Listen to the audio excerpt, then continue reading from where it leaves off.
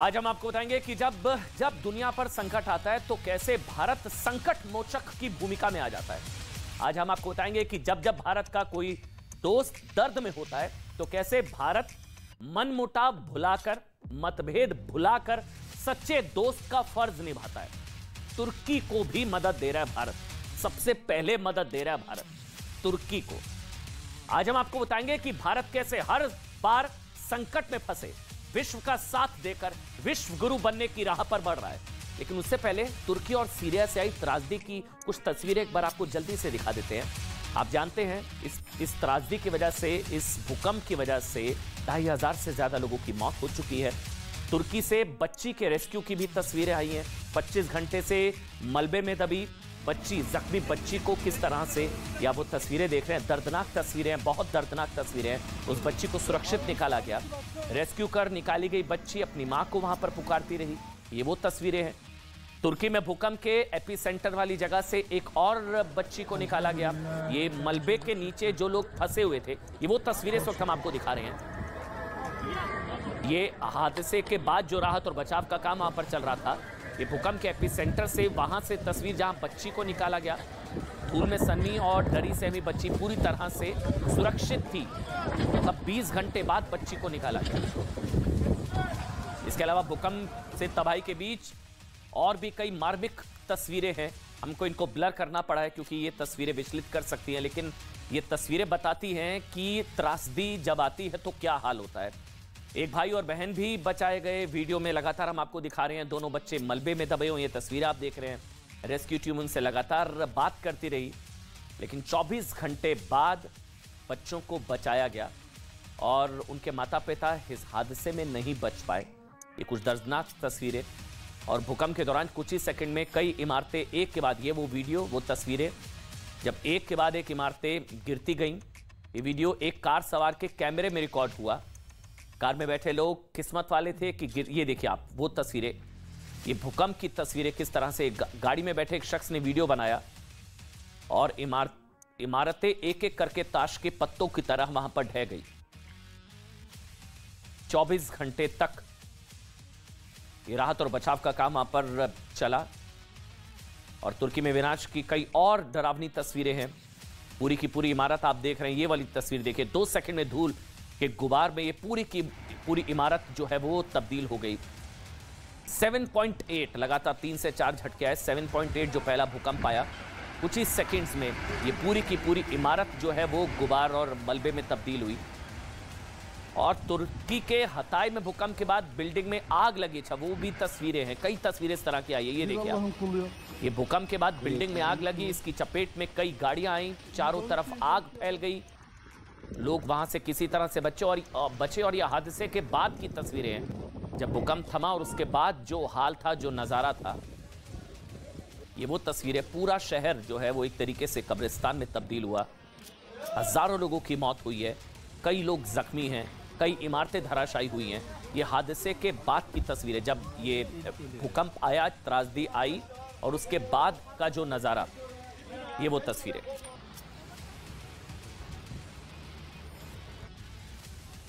देखिए, हम लोग कहते हैं ना हमेशा कि असली दोस्त वो नहीं होता है जो आपके अच्छे समय में आपके साथ खड़ा होता है। मतलब अच्छे समय में तो हर कोई आपके साथ खड़ा होता है, अच्छे समय पर तो सब आपके साथ खड़े होते हैं। कहते हैं कि जो बुरे समय में जो आपका हाथ पकड़ता है ना, या संकट के समय में जो आपका साथ देता है ना, वही असली दोस्त होता है, वही असली शुभचिंतक होता है। और टर्की की तरफ सबसे पहले मदद का हाथ बढ़ाकर भारत ने एक बार फिर साबित किया कि बात जब जब मानवता की होती है तो कैसे ये देश भारत मनमुटाव भुलाकर पूरी दुनिया की मदद करने के लिए निकल पड़ता है। तभी आज भारत में तुर्की के राजदूत भी कह रहे हैं कि मदद के लिए शुक्रिया भारत। जो त्रासदी आई उसके बाद तुर्की के राजदूत भी ये कह रहे हैं कि मदद के लिए शुक्रिया भारत, क्योंकि जो मुसीबत के समय काम आता है वही सच्चा दोस्त होता है। ये शब्द हमारे नहीं है, बल्कि खुद भारत में टर्की के राजदूत के हैं। टर्की और सीरिया में भूकंप से 5000 से ज्यादा लोगों की मौत हो चुकी है। आंकड़ा और भी बढ़ रहा है लगातार। चारों तरफ तबाही की भयानक तस्वीरें आ रही हैं। विभीषिका की ऐसी तस्वीरें दुनिया ने हाल के सालों में नहीं देखी। बताया जा रहा है 100 सालों में सबसे विनाशकारी ये भूकंप।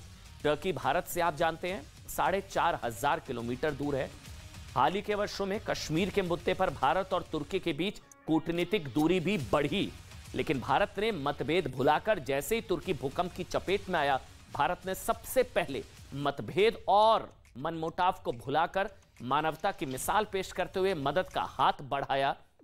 भारतीय वायुसेना का, आपको बता दें, भारतीय वायुसेना का एक C-17 ग्लोब मास्टर विमान एनडीआरएफ की टीम के 100 सदस्यों, ये वो तस्वीरें, भारत का जो राहत दल है, खोजी कुत्ते, दवाइयां, ड्रिलिंग मशीन्स और एनडीआरएफ की टीम, 100 से ज्यादा वहां के लोग सारे जो है सामग्री के साथ टर्की पहुंच चुके हैं इस वक्त। और दूसरा जो है वो टर्की के रास्ते में है।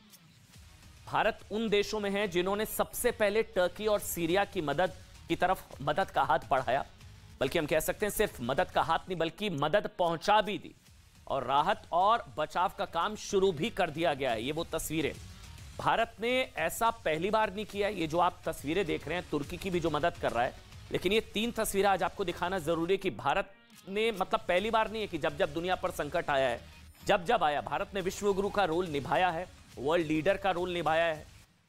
कोरोना आया तो याद होगा, भारत ने मैत्री वैक्सीन कार्यक्रम के तहत दुनिया के 98 देशों को मुफ्त वैक्सीन भेजी थी। याद है ना आपको, जब दुनिया पर संकट आया था कोरोना का, तो भारत ही देवदूत बनकर आया था और पूरी दुनिया को वैक्सीन दी थी। वो भी तब जब दुनिया की बड़ी बड़ी कंपनियां इस महामारी के बहाने मुनाफा कमाने में जुटी हुई थी। तब भी भारत संकट मोचक की भूमिका में था।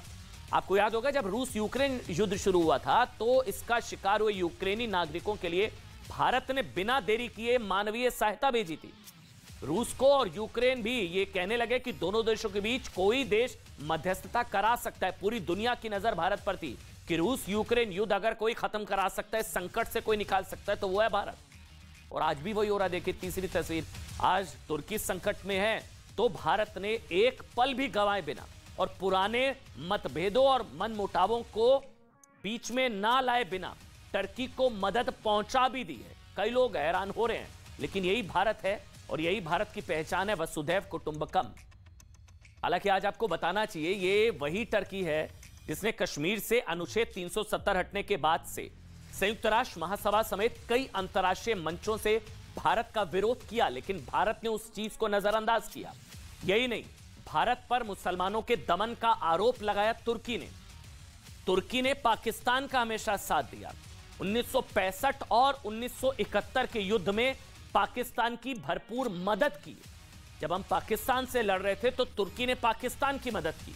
तब भी भारत ने कश्मीर के बहाने इमरान खान को दुनिया भर के मुसलमानों की आवाज बताया तुर्की ने। भारत के अलगाववादियों का साथ दिया तुर्की ने।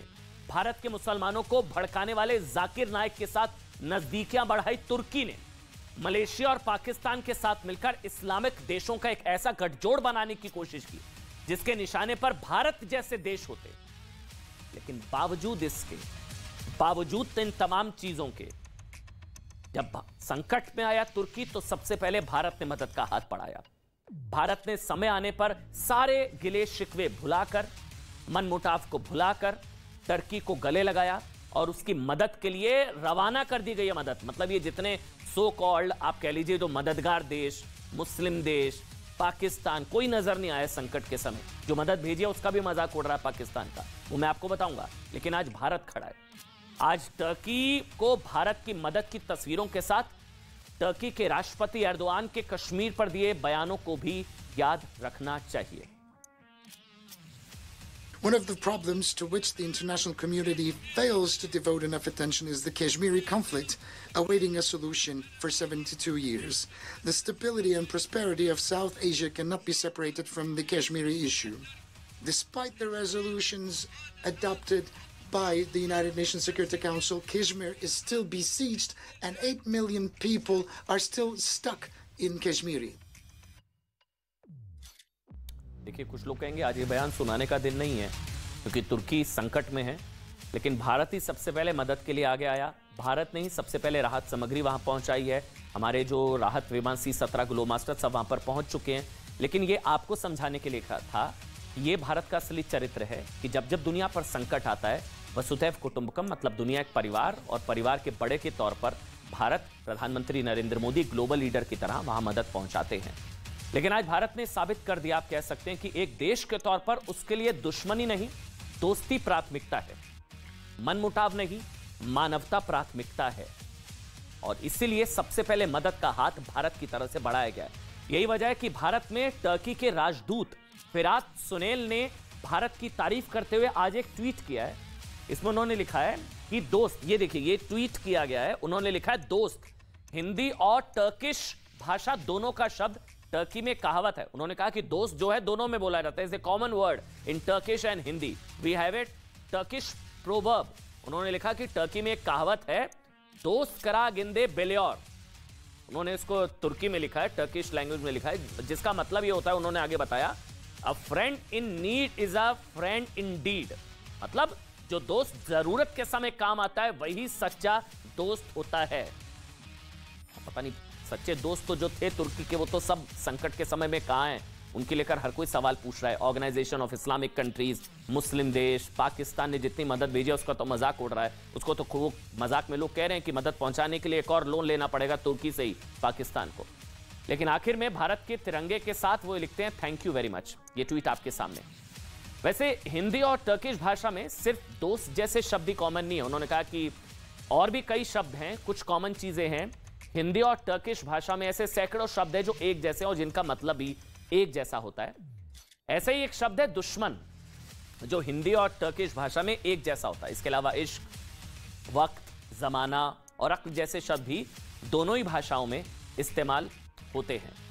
देखिए, आज भारत ने टर्की के लिए दोस्ती को चुना, दुश्मनी के जमाने में टर्की के लोगों के प्रति मोहब्बत को चुना और टर्की की अक्ल पर पड़े कूटनीतिक पत्थरों की शिकायत करने की बजाय मलबे और पत्थरों में फंसे लोगों की जिंदगी को चुना भारत ने। मनमुटाव भुलाकर मदद का हाथ बढ़ाने का नतीजा है कि आज टर्की खुद कह रहा है कि दोस्त हो तो भारत के जैसा और मददगार हो तो भी भारत के जैसा। टर्की, सीरिया और लेबनान में भारतीय समय अनुसार कल सुबह 6 बजे जबरदस्त भूकंप आया था। उसकी पूरी कहानी मैं आपको आगे बताऊंगा। I am very glad that India organized immediately, established a crisis management center and considered to send search and rescue teams to Turkey. So it is just a few hours after the earthquake, and then we were now able to see Indian teams in Turkey. So already 2 planes loaded with search and rescue express. देखिए, Turkey, Syria और Lebanon में भारतीय समय के अनुसार कल सुबह 6 बजे जबरदस्त भूकंप आया था, जिसकी तीव्रता रिक्टर स्केल पर हमने आपको बताया 7.8 थी। जब यह भूकंप आया तब इन देशों के लोग गहरी नींद में थे और देखते ही देखते तबाही मच गई। हजारों लोग इस भूकंप की चपेट में आए। तीव्रता 7.8 थी और रात होने की वजह से हुआ यह कि लोगों को बचकर भागने का मौका भी नहीं मिला और हजारों लोग अपने अपने घरों में ही फंस गए। अब तक इस भूकंप की वजह से आपको बता दें 3 देशों में 5,000 से ज्यादा लोगों की मौत हो चुकी है। 20,000 से ज्यादा लोग जख्मी हुए हैं। इस पूरे इलाके में अब भी भूकंप के कम तीव्रता वाले आफ्टर शॉक्स अभी भी झटके लग रहे हैं, जिन्हें आफ्टर शॉक कहा जाता है।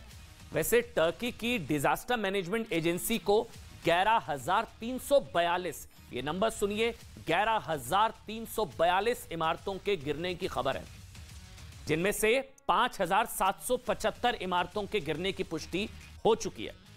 इसका सबसे ज्यादा नुकसान, एक बार आपको बता दें, इसका सबसे ज्यादा नुकसान दक्षिणी टर्की और उसके साथ लगी अन्य देशों की सीमाओं पर हुआ है। 1,000 किलोमीटर से ज्यादा लंबे सीमाई इलाकों में सबसे ज्यादा जो है वो तबाही हुई है। जो पीछे हम लगातार आपको ग्राफिक्स भी दिखा रहे हैं, 1,000 किलोमीटर लंबी सीमा पर सबसे ज्यादा जो है वो तबाही हुई है। एक्सपर्ट्स ने भी आशंका जताई है कि टर्की, सीरिया और लेबनान में आए भूकंप में मरने वालों की संख्या 20,000 से ज्यादा हो सकती है। 20,000। वैसे टर्की में इस समय बर्फीला मौसम भी है, इस चीज को समझिए। टर्की में इस समय बर्फीला मौसम भी है और बारिश भी हो रही है, जिस वजह से रेस्क्यू और बचाव कार्य में परेशानी हो रही है। एक्सपर्ट्स का मानना है कि जैसे जैसे समय बीतता जाएगा, मलबे में फंसे लोगों के बचने की उम्मीद और कम होती जाएगी। लेकिन एक्सपर्ट्स ये भी बोल रहे हैं कि 20,000 तक ये संख्या पहुंच सकती है। टर्की जो झेल रहा है ना, इस चीज को समझिए, उस त्रासदी का सामना गुजरात के लोगों ने साल 2001 में किया था। जब 26 जनवरी के दिन भुज की धरती सुबह 8:46 पर ऐसे ही कांपने लगी थी। भुज का भूकंप याद है आपको? उस भूकंप की तीव्रता रिक्टर स्केल पर 7.6 थी। जो टर्की में भूकंप आया वो 7.8 था। भुज में जो भूकंप आया था उसकी तीव्रता रिक्टर स्केल पर 7.6 थी। यानी कि वो भूकंप करीब करीब टर्की में आए भूकंप जितना ही विनाशकारी था। उस भूकंप में 20,000 से ज्यादा लोगों की मौत हुई थी। जो गुजरात में भुज में भूकंप आया था 1,60,000 से ज्यादा लोग जख्मी हो गए थे और 3,500 इमारतें जो हैं वो मिट्टी में मिल गई थी। 3,40,000 इमारतें, माफ करिएगा, 3,40,000 इमारतें मिट्टी में जमींदोज हो गई थी। तब प्रधानमंत्री नरेंद्र मोदी गुजरात के मुख्यमंत्री हुआ करते थे।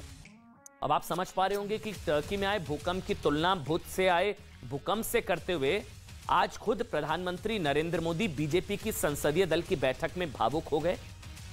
उन्होंने वो सब अपनी आंखों से देखा है। भूकंप की विभीषिका उन्होंने देखी है, वो विनाशकारी भूकंप उन्होंने देखा है। बल्कि यह भी बताया जा रहा है कि पिछले 24 घंटे में प्रधानमंत्री 3 बार तुर्की में आए भूकंप का जिक्र खुद कर चुके हैं। कल भी एक कार्यक्रम में जब प्रधानमंत्री नरेंद्र मोदी टर्की में आए भूकंप की बात कर रहे थे, वो दोबारा भावुक हो गए थे। तुर्की की त्रासदी के दौरान प्रधानमंत्री नरेंद्र मोदी का मदद का हाथ बढ़ाने वालों में सबसे पहले शायद इसलिए भी रहे क्योंकि वो खुद मुख्यमंत्री रहते गुजरात के भुज में ऐसी ही खतरनाक त्रासदी को करीब से देख चुके हैं। तुर्की में आए विनाशकारी भूकंप पर हम सभी की दृष्टि लगी हुई है। बहुत से लोगों की दुखद मृत्यु और बहुत नुकसान की खबरें हैं। तुर्की के आसपास के देशों में भी नुकसान की आशंका है। भारत के 140 करोड़ लोगों की संवेदनाएं सभी भूकंप पीड़ितों के साथ है। भारत भूकंप पीड़ितों की हर संभव मदद के लिए तत्पर है। देखिए, महाउपनिषद, जिसे महोपनिषद भी कहते हैं, उसके 6ठे अध्याय का 71वां मंत्र है। एक बार वो पढ़कर आपको बताते हैं। अयम निजः परोवेति गणना लग चेतसाम उदार चरितानाम तू वसुदैव कुटुंबकम। मतलब इसका अर्थ यह कि ये मेरा है, वो मेरा नहीं है, इस तरह की गणना संकुचित या छोटी सोच वाले करते हैं। जिनका चरित्र उदार होता है वो पूरी पृथ्वी को ही अपना परिवार मानते हैं। और भारत आज से नहीं, हजारों वर्षों से इसी भावना को केंद्र में रखते हुए पूरी मानवता की मदद करता आया है। न्यूज़ 18 इंडिया की web series FIR number 208 streaming today.